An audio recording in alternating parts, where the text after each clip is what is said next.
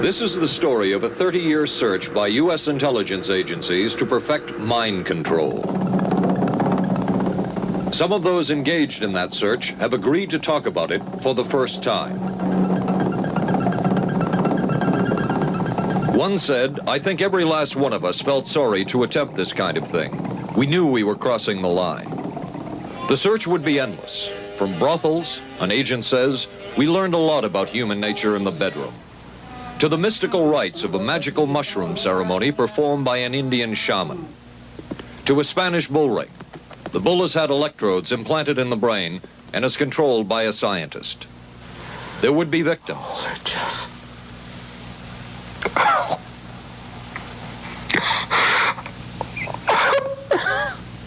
One intelligence agency tried to peel this man's mind back to reveal its deepest secrets. I've lived through it. This man worked on some of these programs. He would write of his work, "It was fun, fun, fun."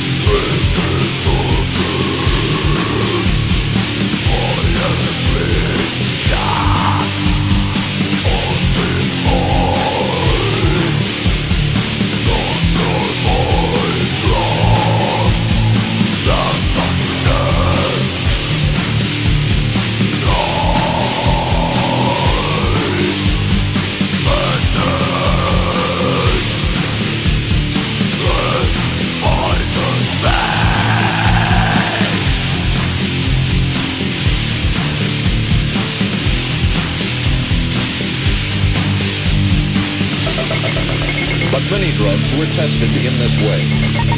A decision was made at the highest levels of the CIA to do testing on unwitting Americans. As one CIA document says, such testing would be operationally realistic.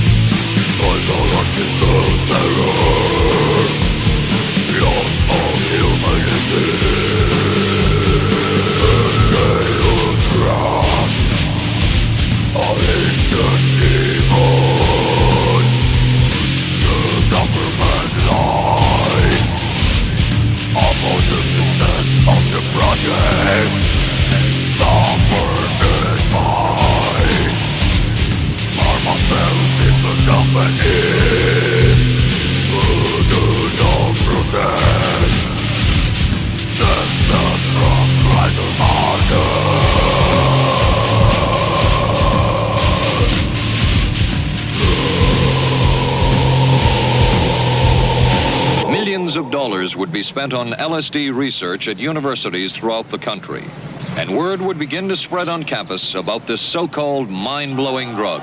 And suddenly, there was the counterculture of the 60s. I give the CIA a total credit for sponsoring and initiating the entire consciousness movement, counterculture events of the 1960s. Dr. Timothy Leary, the 1960s Johnny Appleseed of LSD. The CIA funded and supported and encouraged hundreds of young psychiatrists to experiment with this drug. The fallout from that was that the young psychologists began taking it themselves, discovering that it was an intelligence-enhancing, consciousness-raising experience. I know that some of the studies in which the CIA had supported, used as subjects people who later became strong proselytizers of LSD. So, in that sense, yes, I think it did sustain the perpetuation of the use of the drug. And it's rather ironic, isn't it?